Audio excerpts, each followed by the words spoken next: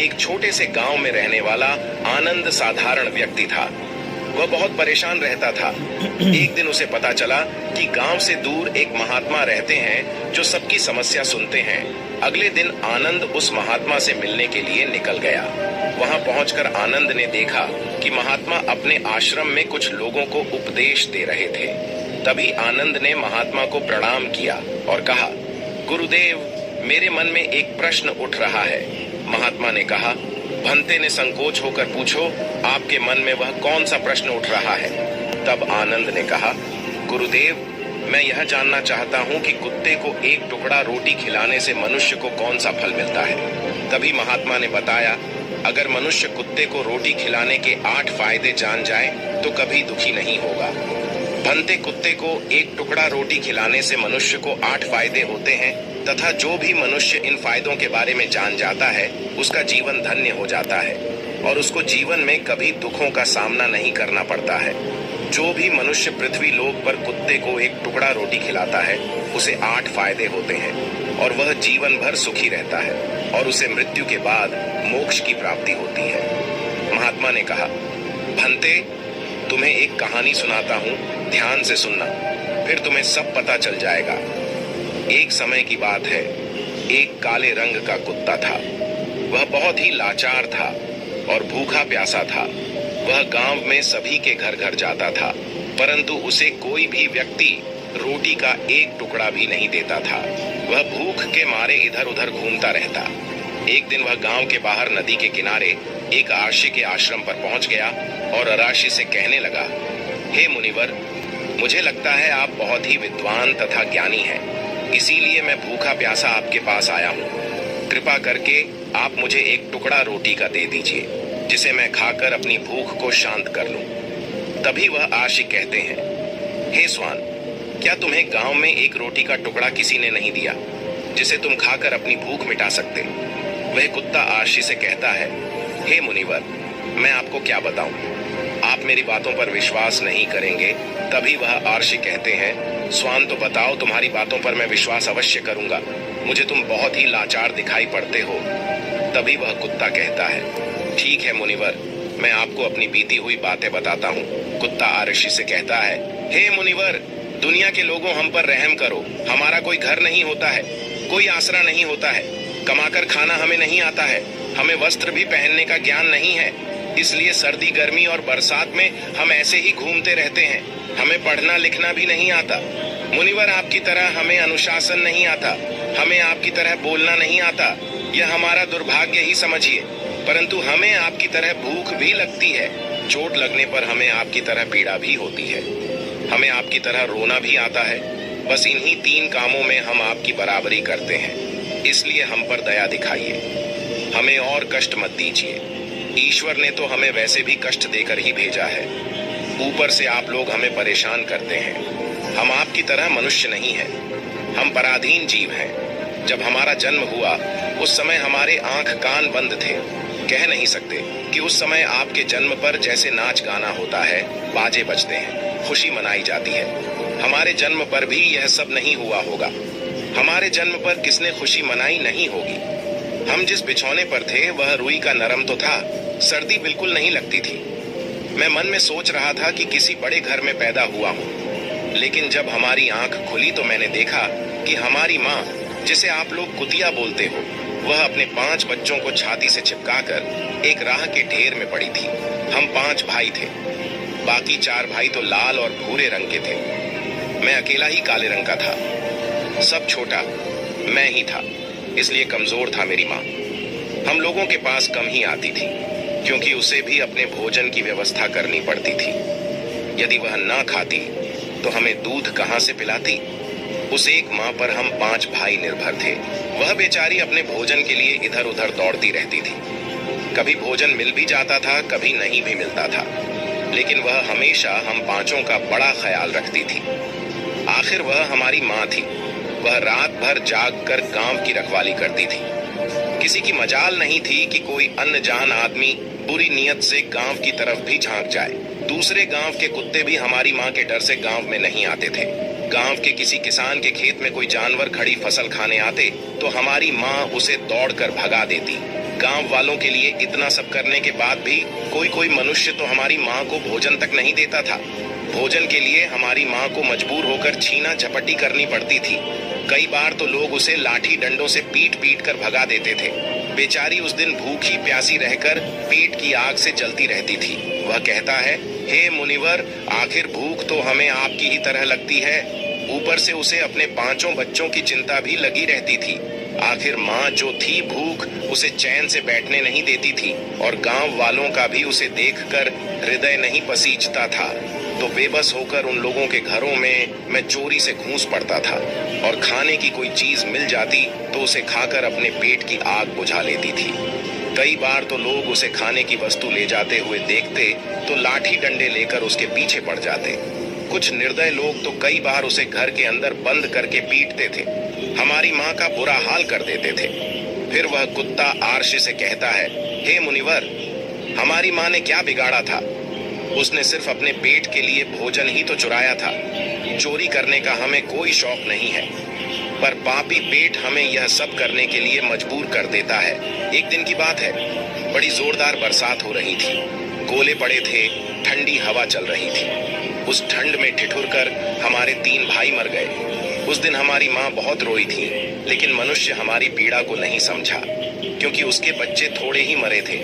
फिर वह कुत्ता कहता है, हे मुनिवर, अब हम सिर्फ 2 भाई रह गए थे। हमारी माँ हम दोनों की अच्छे से देखभाल करने लगी। फिर एक दिन उसी गांव में एक सेठ के घर पर दावत चल रही थी और अनेक प्रकार की मिठाइयां बन रही थी। सेठ जी के घर काफी मेहमान आए हुए थे। हमारी माँ कुछ खाने की तलाश में बार बार उधर जाती, लेकिन लोग उसे दुत्कार कर भगा देते थे। किसी को उस पर इतना भी तरस नहीं आया कि एक रोटी उस बेचारी को खाने को फेंक दे। एक रोटी से उनका क्या बिगड़ जाता? मेरी माँ बार बार जाती और वहीं खड़ी खड़ी देखती रहती थी। सेठ जी के आंगन में दावत खाने का सिलसिला चालू हुआ। भोजन परोसा जाने लगा। मेरी माँ भी वहीं जाकर पूंछ हिलाने लगी। खाना परोसने वाला आदमी जब किसी काम से भीतर गया तो मेरी माँ दबे पांव रोटी लेने को चल पड़ी। फिर दूसरे आदमी ने मेरी माँ को जाते हुए देख लिया तो चारों ओर से लोग चिल्ला चिल्ला कर उसकी तरफ भागे। मेरी माँ उनकी चीख सुनकर घबरा गई। 2-3 आदमी लाठी लेकर उसके पीछे बड़े बेहर से दौड़े।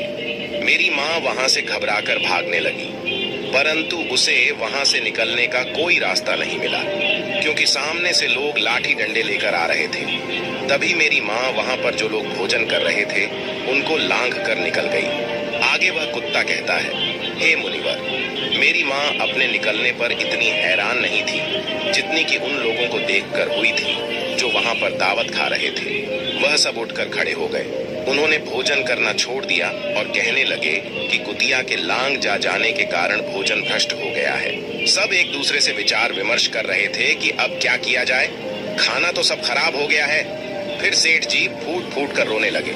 कुछ लोग तो यह भी कह रहे थे कि भाई कुतिया के लाने से भोजन खराब कैसे हो गया? उसने खाने में या पतलों में मुंह थोड़ी डाला है, सिर्फ ऊपर से लांग कर ही तो गई है। और कहने लगे, शहरों में तो लोग कुत्ते को पालकर घर के अंदर सुलाते भी हैं और खिलाते भी हैं, तो इसमें कोई बुरी बात नहीं है। अगर कुतिया लांग कर गई है तो भोजन खराब नहीं हुआ है।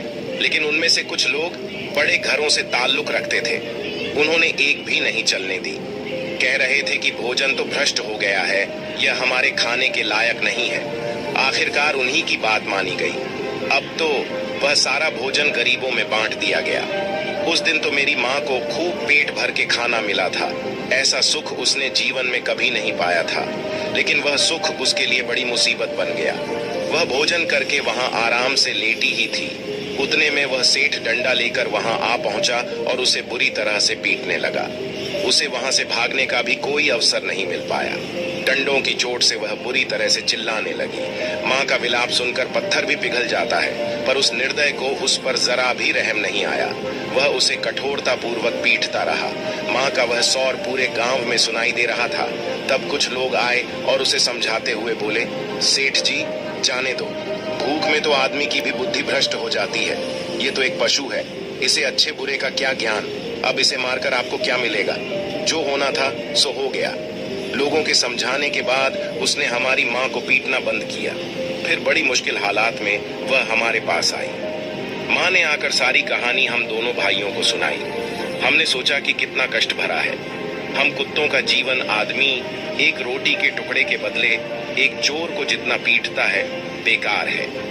ऐसे लोग जो हम लोगों की पीड़ा को नहीं समझते। वह कुत्ता कहता है, मुनिवर, एक दिन की बात है। उसी गांव के बाहर एक ब्राह्मण आकर ठहरा हुआ था। उसने अपने भोजन के लिए एक जगह चूल्हा बनाया और उस पर दाल बनाने के लिए रख दी। उसके बाद आटा गोद कर रख दिया। वह वहीं पास में कुएं पर पानी लेने चला गया। इधर कहीं से मेरी माँ भी घूमती हुई वहीं पहुंच गई। उसने आटे को देखा तो सोचने लगी कि शायद इस आटे का कोई मालिक नहीं है। यही सोचकर वह उस आटे को खाने लगी। उधर उस ब्राह्मण ने कुएं के पास से देखा कि उसका आटा एक कुतिया खा रही है, तो वह बड़ा दुखी हुआ। वह बेचारा रोने लगा, क्योंकि वह भी 2 दिनों का भूखा और थका हुआ था। कुछ लोगों ने उसे कहा, अरे ब्राह्मण देवता, इस कुतिया ने तुम्हारा भी आटा बिगाड़ दिया। कल तो इसने ने सेठ जी की पूरी रसोई बिगाड़ कर रख दी। ब्राह्मण दुखी होता हुआ बोला, भाई मुझे क्या मालूम था, यह दुष्ट कुतिया मेरे आटे को खाने के लिए घात लगाए बैठी है। ब्राह्मण ने न आव देखा न ताव लाठी लेकर उस कुतिया के ऊपर टूट पड़ा। माँ उस आटे को ठीक से खा भी नहीं पाई थी, पर उससे ज्यादा की उस पर लाठी बरस गई। महीनों तक मेरी माँ लड़खड़ाते हुई घूमती रही। तब उस दिन समझ में आया कि आदमी कितना खुदगर्ज है। हम उसका कोई भी कार्य करते हैं तो भी वह हमें नहीं समझता। आगे वह कुत्ता कहता है, हे मुनिवर, हमारी कमी यह है कि हम उन्हीं मतलबी इंसानों के अधीन रहना चाहते हैं जो हमें कष्ट देता है, जो हमें प्यार से खिलाता है। हम उसके कितने काम आते हैं ये नहीं पता। उनके घर की रखवाली तो करते ही हैं, साथ ही साथ और भी बहुत सारे लाभ हैं जिन्हें मनुष्य नहीं जानता। महात्मा ने कहा, यदि मनुष्य कुत्ते को रोटी खिलाने के फायदे जान तो अपने जीवन में होने वाले नुकसान से बच सकता है। आज मैं आपको बताऊंगा कुत्ते को रोटी खिलाने के 8 फायदे। मनुष्य को पता नहीं है कि जब भी घर में रोटी बनाई जाती है तो सबसे पहली रोटी गौ माता की होती है और पिछली रोटी कुत्ते की होती है। महात्मा ने कहा, ऐसा ही विधान भगवान ने बनाया था, लेकिन भगवान के बनाए उस विधान को भूलकर मनुष्य अगली और पिछली रोटी स्वयं ही खा जाता है। इसका दुष्प्रभाव उसके जीवन पर पड़ता है। कुत्ता वह प्राणी है जिसको रोटी खिलाने से मनुष्य के जीवन में पड़ने वाले ग्रहों के दोष भी दूर हो जाते हैं। महात्मा ने कहा, कुत्ते को रोटी खिलाने का पहला फायदा, कुत्ते को रोटी खिलाने से क्षण का नकारात्मक प्रभाव कम हो जाता है। शनि ग्रह जब अपनी दृष्टि डालता है तो हर मनुष्य बर्बाद हो जाता है। जिस व्यक्ति पर उनकी महादशा का आरंभ हो जाता है तो बने बनाए काम अपने आप बिगड़ने लगते हैं और वह मनुष्य आर्थिक तंगी का शिकार हो जाता है। उस स्थिति में व्यक्ति यदि कुत्ते को रोटी खिलाता है तो उस पर कर्ण का दुष्प्रभाव बहुत ही कम हो जाता है। कुत्ते को रोटी खिलाने का दूसरा फायदा, कुत्ते को रोटी खिलाने से भाग्य आपके पक्ष में हो जाता है। आपके घर के अंदर नकारात्मक शक्ति नष्ट हो जाती है। कुत्ते को रोटी खिलाने का तीसरा फायदा, कुत्ते को रोटी खिलाने से माता लक्ष्मी प्रसन्न हो जाती है और आपके घर में धन दौलत की कभी कमी नहीं रहती है। कुत्ते को रोटी खिलाने का चौथा फायदा, कुत्ते को रोटी खिलाने से आपके ऊपर कर्ज नहीं चढ़ता और जो पहले से आप कर्जदार हैं उससे भी मुक्ति मिल जाती है। कुत्ते को रोटी खिलाने का पांचवा फायदा, कुत्ते को सुबह शाम भोजन देने से आपका व्यापार बहुत अच्छे से चलता है। को रोटी खिलाने का छठा फायदा, कुत्ते को रोटी देने से आपकी आयु में वृद्धि होती है और अटका हुआ धन वापस मिल जाता है। कुत्ते को रोटी खिलाने का सातवां फायदा, कुत्ते को रोटी देने से हमेशा आपका स्वास्थ्य अच्छा बना रहता है और मानसिक रूप से आप मजबूत रहते हैं। आपका मन हमेशा ऊर्जावान रहता है, अच्छे विचार आपके मन के अंदर आते हैं कुत्ते को रोटी खिलाने का। आठवां फायदा, कुत्ते को रोटी खिलाने से भगवान प्रसन्न रहते हैं, क्योंकि भगवान को समस्त जीवों की चिंता रहती है और जो समस्त जीवों पर दया खाता है भगवान भी उस मनुष्य से हमेशा प्रसन्न रहते हैं। भगवान की कृपा सदैव उस परिवार पर बनी रहती है। आपने अपने बूढ़े बड़ों से सुना होगा, कहते हैं कि जब कुत्ता रोता है तो अब असगुन होता है, कोई संकट आता है, किसी की मृत्यु होती है, इसलिए कुत्ते को कभी रुलाना नहीं चाहिए। इस प्रकार से महात्मा ने आनंद को कुत्ते को रोटी खिलाने के 8 फायदे बताए और जो भी मनुष्य कुत्ते को भी रोटी खिलाता है तो उसे इन 8 फायदों का फल प्राप्त होता है। तो दोस्तों, कैसी लगी